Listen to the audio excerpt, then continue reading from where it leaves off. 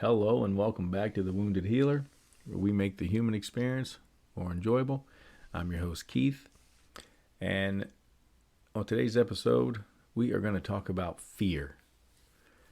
Why have I chosen fear as today's topic?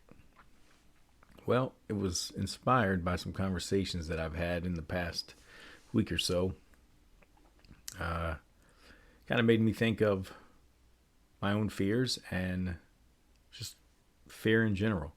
During these conversations, I was noticing most of what we were talking about had some type of fear attached to it. Whether it was fear of being judged, fear of abandonment, fear of failure, fear of not being good enough, fear of commitment, fear of themselves, and so on. And it kind of made me think that most of us are fear forward, or we have a fear forward thought process.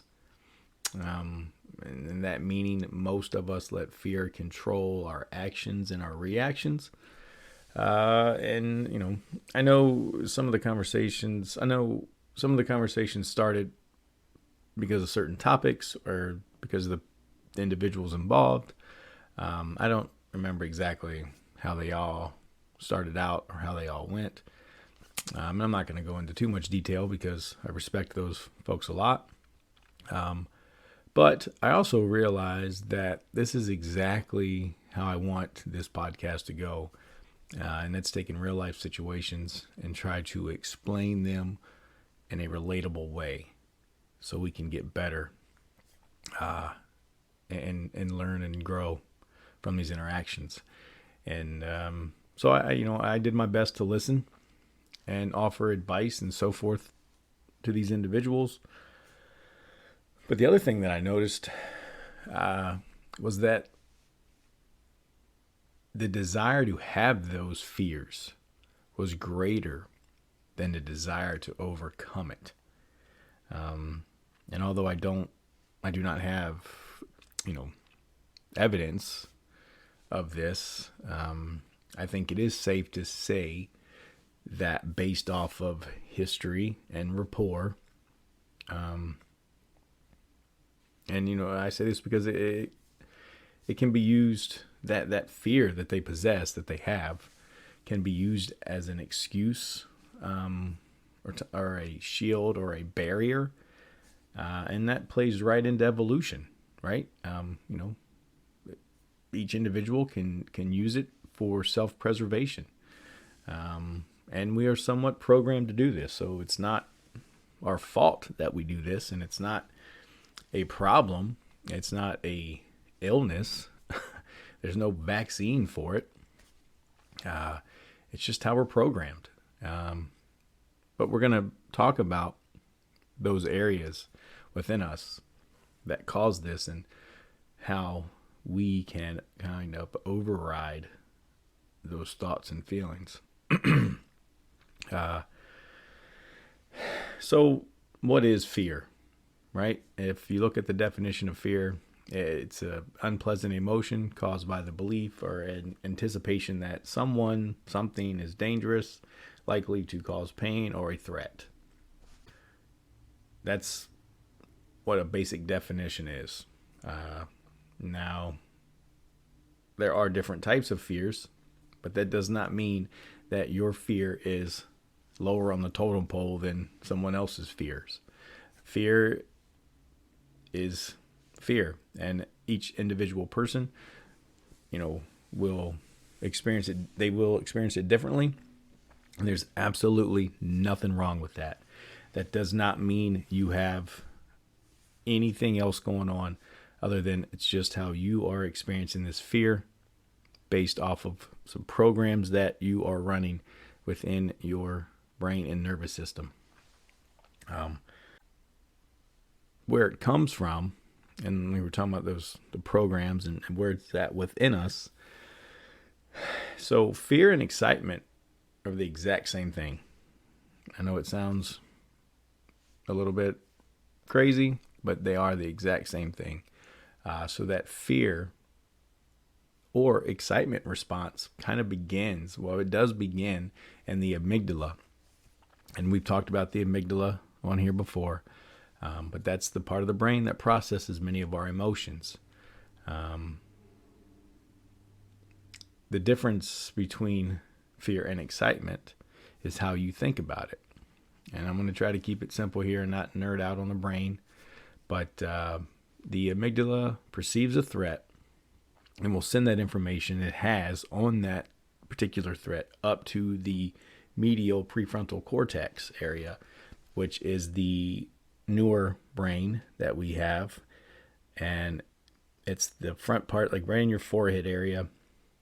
If you were to put your hand on your forehead and, go back just a little bit, maybe where my receding hairline is,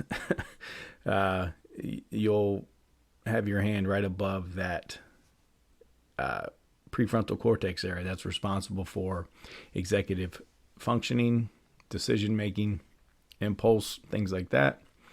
So the amygdala will send that information up to that area where it will be stored for similar future situations, aka memory consolidation. So this plays a significant role in emotive memories, which are arousing or able to arouse intense feelings. Basically, the worst and the best get to stay and have an emotional attachment and not be forgotten. So, in other words, you see something, you perceive it as a threat, the amygdala fires, it sends up through neurons to that prefrontal cortex. The prefrontal cortex has the ability to put the brakes on and say, hold on, we do not need to go into fight, back off a little bit, and your systems start to wind down, and you either go to freeze or flight, which means you stick around because it's no longer a threat, you're just going about your business, or you walk away because it's not something you want to take part in. Now, what's so important about that area and what's happening and why it's so hard for us to overcome some of these fears, and is because the amygdala is designed to keep you alive, right? So if you perceive something as bad or as a fear, the amygdala is going to hold on to that. And anytime you're in a situation that is similar to what you perceive as fearful or a threat, that amygdala is going to fire, and it's going to ramp up those systems, and your heart's going to pound. You're going to sweat. You're going to feel that aggression build up. Because again, the amygdala is responsible for regulating aggression. And you're going to get worked up. But if you can remember that those are the exact same things that are happening when you're excited, things can kind of go differently for you. And we'll get into that a little bit later. And there's going to be more information in the descriptions of where you can find some more information on the amygdala, the prefrontal cortex, your flight, fight, or freeze systems. And again, it's something we've talked about before. So if you've been listening, you've heard me talk about it. So you probably are somewhat knowledgeable about that area. So what are some types of fears? Well, you can be conditioned to be fearful, and there was a horrible experiment done on a child back in I believe it was the 1920s. The child's name was Albert, so it was called the Little Albert Experiment, where they conditioned this child to be scared of a white, fluffy object. It started with a lab rat first, and then kind of progressed to bunnies and stuffed animals, and then it was just anything that was white and furry. And this, if you look into that further, this toddler was pretty messed up because of that. And there were some things therapy-wise that they had to do to kind of help him overcome this stuff. So that is a Pavlovian theory. Pavlov was the one who kind of coined the conditioning. He had the dogs, he conditioned them to salivate at the sound of a bell.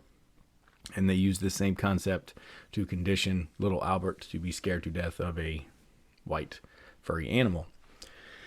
There are phobias. Phobias are considered in the DSM to be a part of the anxiety disorder, so are in that kind of category. There's phobias of crowds, phobias of spiders, phobias of water, and there's phobias. They're everywhere, right?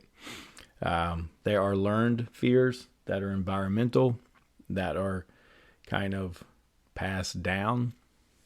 And there's research done that fears can be genetically passed down. There are the things that we have within us that evolution has passed down. And then most recently, they've done studies and research, and they've found that we have 2 innate fears that everyone possesses, and that is the fear of falling and the fear of loud noises. And again, these experiments were done on toddlers and animals. They basically had a platform with a solid bottom that led into a plexiglass platform with a false bottom, and the children and animals would not cross over to the plexiglass. They kind of did everything they could to get around, and that's kind of where we came up with this innate fear of falling that we possess. And then the loud noise. So we have this acoustic startle reflex within us, and that is connected to some other areas of the brain. Again, we're not going to go into detail on all of this stuff, but it is designed. You hear something, you focus towards that to make sure it's not dangerous. So we have an idea of what fears are out there. We have an idea of where they come from, what our bodies are doing when it's happening. And I know earlier I used an example of some of the folks that I was talking to, some of the conversations I was having. And I think to keep this thing real, and to keep it on track with what I'm trying to accomplish here, I'm no different. And I have fears just like everybody else. And I'll be probably the most honest I've been in a long time. I believe that I have more fears than all of those folks combined. Just like I stated in the anxiety episode. It's something that I struggle with. And yeah, fear. I'm just as scared as anybody else. And one of my biggest fears is that I've waited too long in life to start figuring it out. I've waited too long to start living a straight and just genuine, good, purposeful life, I guess. So the fear is that I will run out of time, or run out of the time needed to replace the old with the new, if that makes sense. I guess you could say it's also a fear of being judged or judgment. It's a fear of just myself, because, right, we know ourselves better than anybody. So, have I learned what I think I've learned, and will I continue to apply it? I guess, will I regress? And if I was to just sit around and only think of the years I did not have that desire to start trying to figure it out, I would stay in a constant just depression. Because it was a time of just suffering for me, and the people around me were suffering. not only was I doing damage to myself, I was damaging those around me. I was hurting people. I was distracting myself. I was doing everything I possibly could to not face my fears or not face anything, I guess, So that fear of the unknown at the time was just an antagonist to my moving forward. And it was not a time of growth. It was a time of helplessness and just a blame game. And as I kind of started to thaw or take ownership of everything in my past and present and future from that, I'm going to, use an analogy here, but that victim ice age, I consider it my personal younger Dryas, and I use ice age because it was a slow transition back to greener pastures. And this is not bragging purposes, but I do want everyone to know that it wasn't a time in my life where I, resorted to drugs or alcohol or anything like that. It was just me being down, feeling sorry for myself, and not knowing how to come out of it, not knowing what to do, being scared to ask for help, being scared to talk to people, being ashamed, being all of that stuff. So, I understand that we all cope with things differently. I understand that, some of us have more resources than others. And this is not me trying to brag or to put down what you may be going through or how you're dealing with something. It's just letting you know, because I want this to be transparent and I want honesty, that I did not do those things. And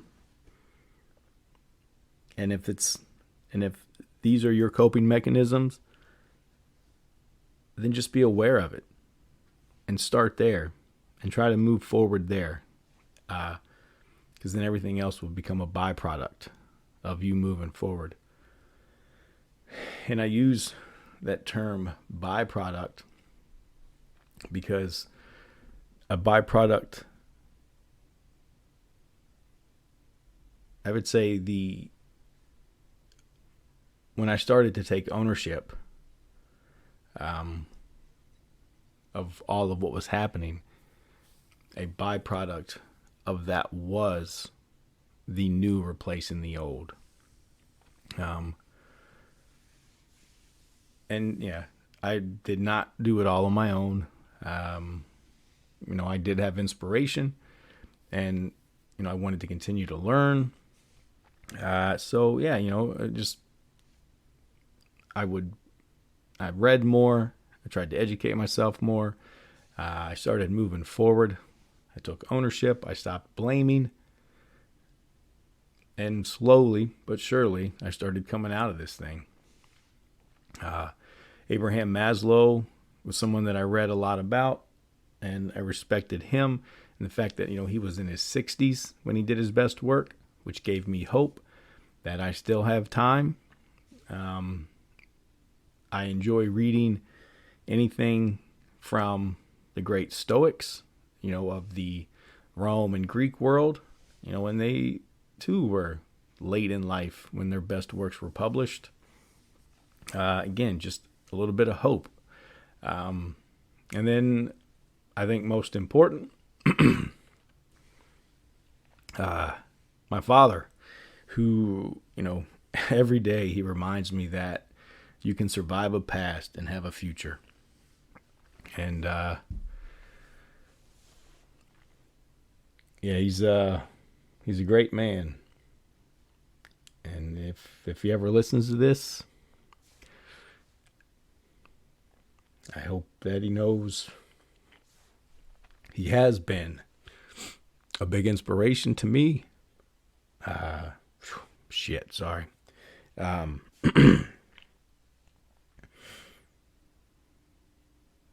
Yeah, I spent many years being afraid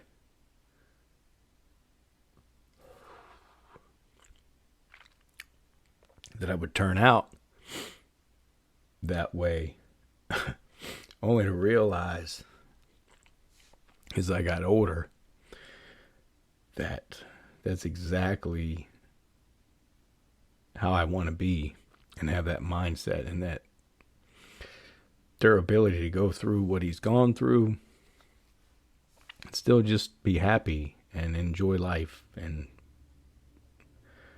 yeah, so if you ever listen to this, I love you, Dad, and thank you. Shit, I'm not sure how much of that will be edited out, but I'm going to activate my flight system and we're going to walk away from that one because it is way too goddamn early in the morning to be that emotional.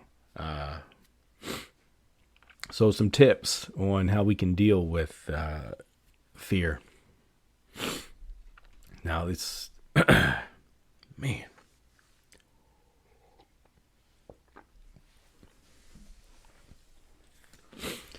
So some tips that we can use to deal with this arousal that comes with fear.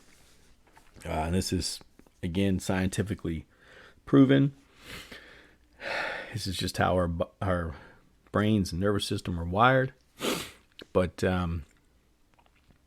when you start to have those feelings of arousal, the heart pounding, the sweating, the aggression, the nervousness, the anxiety, you need to take time. You have to take some time. You have to just stop. And you can count backwards, forwards, but you have to give yourself some time. So it can be 5, 4, 3, 2, 1, 1, 2, 3, 4, 5. By stopping and counting, that awakens that prefrontal cortex. So the amygdala is firing. You stop, you count. That awakens that higher functioning brain, that prefrontal cortex. And now you add a positive anchor thought. It has to be something that is real and you can see yourself doing it after the event. So it has to be contextual to what's happening. And this will allow you to maintain control. So when you start to feel aroused, you take time, you think about that anchoring thought, which then reframes how your brain thinks about the situation. And now you've kind of tricked your brain from fear to excitement. And how this works is if you can have that vision, or you can plant that vision in there, your brain can see it, and your brain will assume that that's what's happening. So you basically can trick your own brain. This isn't a gimmick. This isn't a fake it till you make it thing. You know, I do not like that. This is real. This is how our brains function. It's how our nervous system functions. There are tons of videos out there that involve a system like this, but it's fairly simple to use. However, you have to do it. You have to push forward. You have to take the risk, and you have to put yourself out there in order for that to work. You cannot just sit around the house and think of something and expect it to turn out differently or to not be scared anymore. It's not going to work that way. So an example would be, let's say you need to have a conversation with somebody, and it could be anything or with anyone.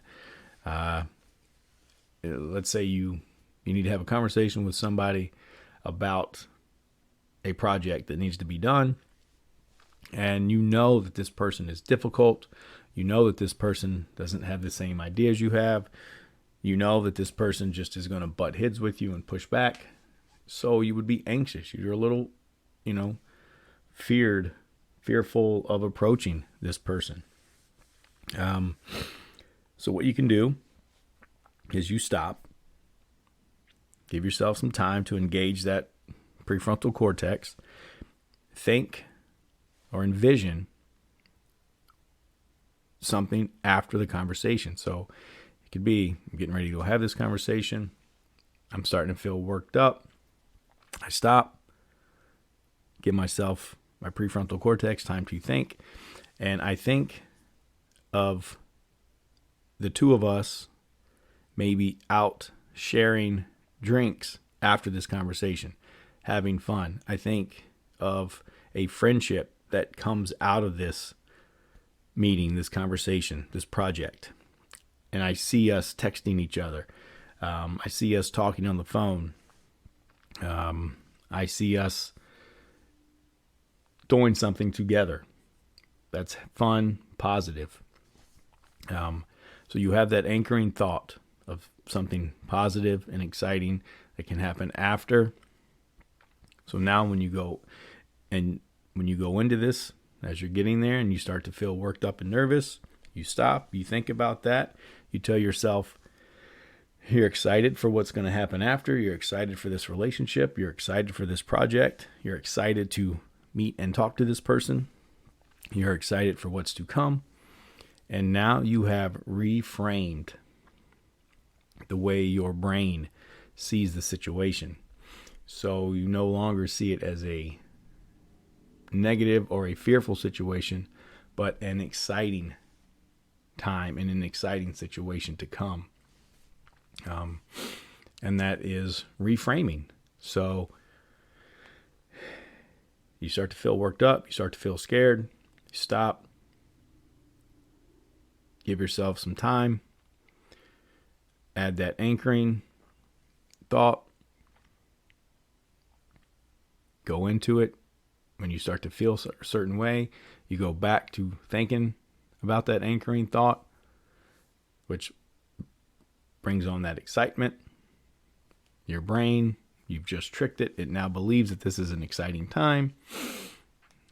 And your fear response kind of goes down. And if this works, it will work every single time. But remember, the key is you actually have to do it. You actually have to push forward through it. You have to face it, and you have to risk it and go forth with it. Some other things you can do, or just being self-aware of things.